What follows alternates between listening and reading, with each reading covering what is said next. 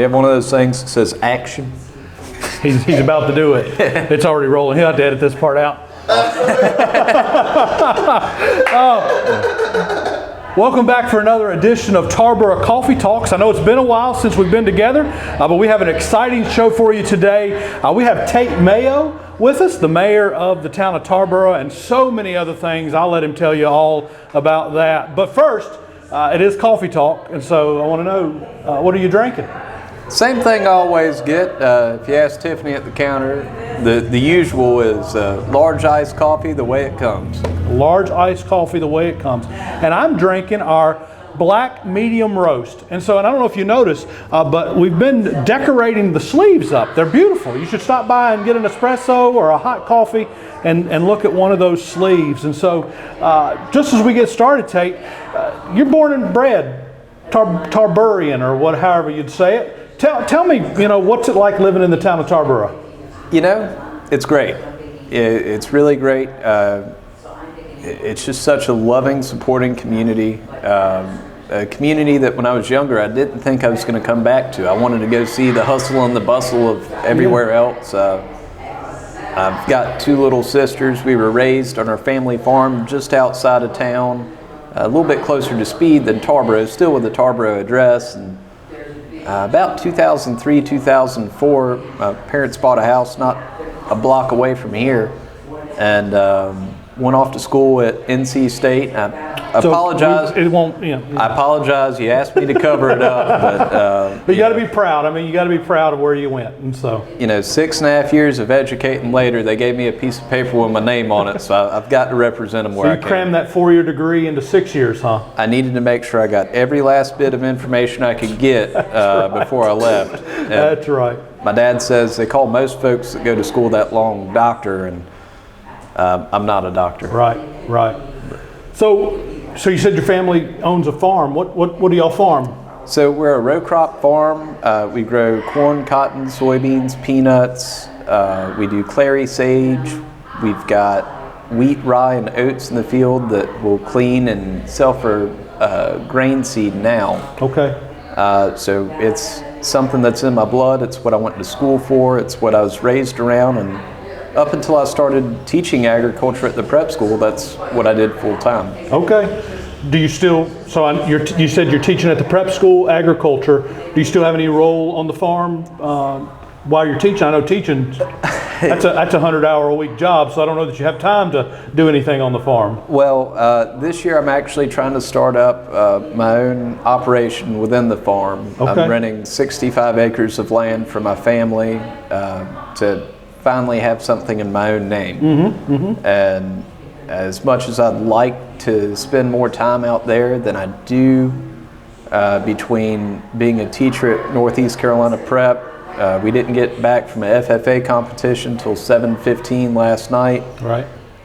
It's kind of hard to farm at night. It's sure enough, yeah. And, but between that, between my mayoral duties, between making socks with the family, trying to be a good fiance. Getting married. Getting congratulations. Married. Thank you. Yeah, Thank you. that's awesome. We're excited, and I need to spend a little bit more time on that front. She would appreciate that. She would really like that, I'm sure. And it's hard to run in more than one direction at a time. But, right. That's just what life has given me, and I'm lucky to have those challenges. Yeah. So let's talk about you being the mayor. You're young. I think you're young. And so, I think you're younger than me. And so, but you're the mayor of the town of Tarboro. What made you want to run to be the mayor of the town? Well, I've always cared about this community. It wasn't until my dad was about to turn 60 that I realized that I needed to come back. Right. He threw his back out brushing his teeth. He was about to turn 60, and I thought that was the end of the world. And I needed to spend every last bit of time with my family that I could. Yeah. And without a plan, I moved home. Right. And I think it's worked out pretty well since I came back in 2018. Okay. what prompted me to run was I had served on the town council starting in 2019, and there were some very good things that I realized that we could do with that. We still have problems. I mean, every community from El Paso to Timbuktu and everywhere in between, they've got their own challenges. You're just talking about some travels that you had to Hungary and elsewhere, and you said a few things about the challenges that they've got. Right. We're no different here. That's right. I felt in my heart that we needed, with Joe Pitt stepping down and not running again, I felt like I was the change the community needed, and needless to say, I guess other folks saw that as well, and I'm very grateful for that. What was your platform that you ran on? I'm new to this area. Yeah. So you were the mayor when I got here, or maybe you ran right after I got here. I don't live in Tarboro, I live in Pine Tops, but all the same, like, what was your platform? What do you hope to bring to Tarboro? Well, there are three main issues as I see it, and there are plenty of issues. Not to be, I hate to talk politics, but well, I mean, I got the mayor on. We're going to talk politics. Let's do it. Yeah. And so, well, and you know, there is no one-size-fits-all solution to any problem, and I think the problems as I see it are housing, it's transportation, and we're getting better on the internet front, but when I first came, the internet infrastructure that we had was originally put up in 1978. It had been bought and sold I believe it was 5 times. It's now owned by a company in France. That's the coax cable. And I won't mention any names, but I went 19 days without internet. Went to the Attorney General's office. He thought banning menthol cigarettes was a bigger issue than our practical issue of not being able to connect to the 21st century. But you know, we went from 0 fiber in town to having 3 different providers offering fiber optic internet in town. That's awesome. And there are a lot of roundabout ways of going about that. The town cannot directly deal with the telecom companies, thanks to some state legislation that came about after Wilson put in their green light system, which was community-supported broadband. Right. And but no, I mean, when the governor came to town to Martin Middle or Martin Millennium, might get some backlash for calling it Martin Middle. That's what I grew up calling it. As? Yeah. I gave him a letter because I wasn't going to be rude, because I'd heard him talk 5 or 6 times about, rural broadband internet. We're bringing rural broadband internet to you. When you hear that 5 times in a year and your internet goes out for 19 days, and just to get a credit back for the service you didn't get but still have to pay for, that really begs to ask the question, well, what? Reliable, affordable, high-speed internet. Yeah. And I knew he was going to bring that up, so I wrote down some of the problems we had, and I handed him off a letter, and to his credit, he did get up with, or his office got up with me, and we worked some back channels to clear up some communication that just wasn't happening, and you know, things like that. Plugging in, and there's a lot that goes on behind the scenes. It's nothing bad, but and none of it's fast. None of it's fast. None of it's fast. Yeah. I'm not talking about the internet. Internet might be fast either, but we're talking about the wheels of government don't move quickly. Oh yeah. What is it? What Ronald Reagan said?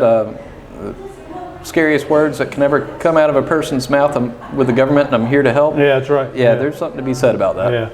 Yeah. So, you know, being a business here on Main Street, what do you see the town's doing to not just improve businesses and Main Street, but just in general to bring business to Tarboro?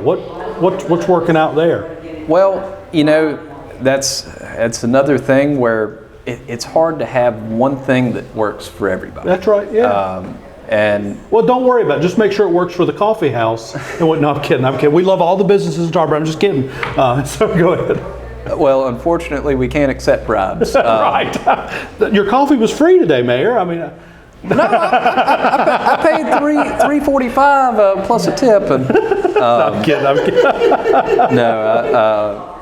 it's really good to see the progress that we've made on Main Street. Having seen it as a kid, haven't seen it shrink, the number of storefronts shrink. It's really hard for the town in and of itself to propel folks from the private end to do anything. And they can be the best advocate, they can provide resources, but at the end of the day, it's up to the people that are either wanting to start a business or that operate businesses to communicate, to show up to the meetings. I know we've got a great downtown coordinator in Tina Parker. Yeah, she does a wonderful job. She does a wonderful job. Our planning director, Catherine Grimm, she does a wonderful job. We've got the Tarboro Development Corporation that puts on the concert series, after hours, all that stuff. Dave Sharp with the Chamber of Commerce, and I think the thing that Tarboro has that a lot of other places don't is that sense of community where, we all have the same challenges, and by we I mean all the businesses on Main Street and throughout Tarboro. I mean, we've got a very limited pool. But what the town is doing is through the facade grant, very small things, very small improvements, we are able to allow business owners to take a little bit of money, and if it means putting a new awning up, if it means a fresh coat of paint, there's that. Most every building down here is eligible for historic tax credits through the state and federal government, so if you do improvements, you can do it and you get a little bit on the back end. I'm sure we could do more from the town side, but just like anything, we're limited in resources, and if we diverted resources to strictly downtown, would that be fair to the folks that operate businesses not downtown? But what the town does well, I think, is to have events. I know we've got the Spring Fest coming up April 6th from 10 to 3. That's going to be right here downtown.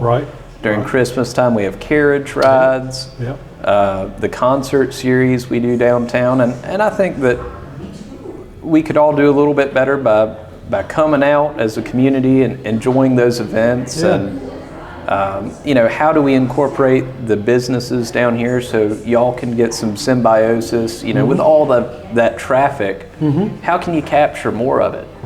And that's something that it's going to take a lot of collaboration to figure out what's best. What works for one person is not going to work for the next.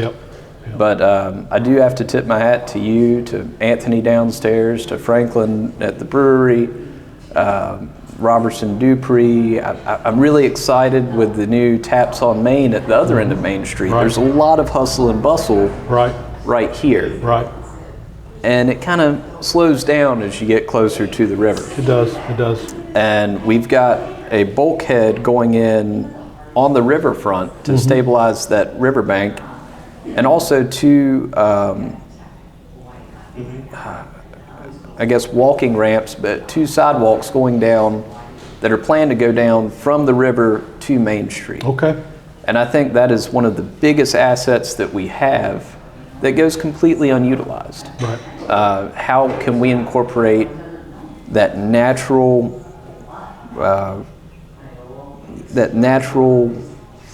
selling point into what we've got downtown? And like anything, they're going to be growing pains. So what are you most excited about in the town of Tarboro? Not long term, but in the next 6 months. What's on the agenda? What's going well? Like in the next 6 months, what can residents of Tarboro, business owners of Tarboro, you as the mayor, council, what are y'all excited? What can we be excited about? What are y'all excited about coming up in the next 6 months in the life of Tarboro? There are some very good economic development things that I wish I could say more about. But I think some of this came out of left field. The best part about it, there's no incentive offered from the state, but there's some very good things coming in economic development. It's not going to be a home run, but there are a lot of things that are happening. We're slowly growing. I know I was part of a housing study that we did. Housing is one of the problems that I talked about. that, I think everybody, no matter what type of house you've got, can say that we've got. Right. But we were part of a housing study to take a look at the inventory we have, how much it costs to rent, how much it costs to buy. Yep. It costs the same amount to put a house up here as it does in Wake County. Right. But that study, I think, will give us insight. It'll give folks that develop houses more insight, and it'll give folks that are in the market for a house a little bit more insight of what we have and what we need. Sure. And awesome. I think that will help guide us from where we're at to a more sustainable spot. Yeah. Well, that's good. It sounds like there's a lot of great things going on in the town of Tarboro. Now, I know you had some reports that some town departments wanted to give, and just some things are going on in that direction. I don't know if you wanted to share those with us, or what's going on there. We try to spotlight what's going on in the town of Tarboro. I know you had some things you wanted they wanted you to talk about, to use your airtime to talk about a few great things that are going on in the town of Tarboro. Oh yeah, no, I really appreciate that. So we'll start with planning. That housing study I was talking about, that's we're finalizing that right now. We've got a Dunkin' Donuts and a Baskin Robbins coming out towards the mall. It's unfortunate, really, for. Well, it'll be good. It'll be fine. Competition's good. I'm just joking. Yeah, I'm just joking. Well, you get to shine that much more. That's right. That's right. Yeah. No, it'll be good for Tarboro. We've got Deer Ridge Apartments. They're building out 30 more units. I've talking about housing. Yep.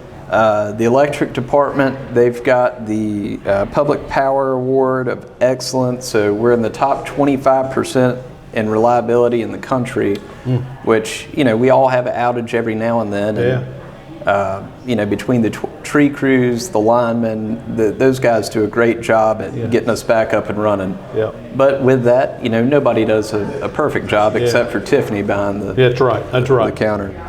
The Spring Fest, that's happening April 6th from 10 to 3 right here downtown. We're shutting down Main Street. There are going to be rides, all sorts of stuff. There's Bark Park at Braswell Park. That just went in. So I know you have a new puppy dog in your family. That's right, a new dog at the house, but that's at 1501 Western Boulevard. If you got a small dog, big dog, they got an area for both of them. We've got a few town positions open. There's a chief building inspector, a tree trimming technician, a part-time pool manager for the summer, a metering and control technician, telecommunicator / records clerk, and a police officer. We've got a lot of good folks in the town, and we'd love to have some folks come on board. And lastly, with Parks and Rec, right now they've got soccer, t-ball, and coach pitch, baseball. That registration's open. They need volunteers. There's sponsorship opportunities. The senior games registration is coming soon. They're going to have an Easter egg hunt at the Memorial Library. They're looking for lifeguards, concessions and admissions people, programming staff. And if you've got any particular problem or concern, please report that to the departments. I'll be happy to help you out where I can, but ultimately if you hear it and say it straight to the people that need to hear it, they're happy to take input, and they're happy to take volunteers. Everything from downtown events to rec league, make this community what we want it. And I appreciate you doing such a great job and being a cornerstone of our community. To have me here today, Randy, I really appreciate you. Well, it's great. It's great that you're here, and likewise, what you're doing for the town of Tarboro. It doesn't go. It might go unnoticed by a lot of people, but it doesn't go unnoticed by me, and I appreciate it. I know there's a lot of things that go on behind closed doors that no one sees. It's hard work, and I think you're the right man for the job, so I appreciate what you're doing. Don't butter me up too much. I want to give big head. I want you to get out the door too easy. And so, but thank you for being on Coffee Talk today.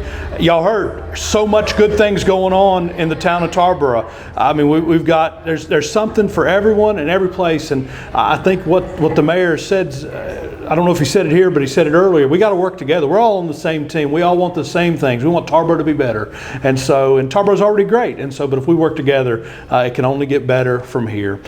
Remember, like, subscribe, share. If you want to be on Tarboro Coffee Talks, there's a link in the description. Just click that link, fill out the Google form, and we'll be in touch with you. But as always, thanks for checking in today at Tarboro Coffee Talk. God bless you. God loves you. Have a great day.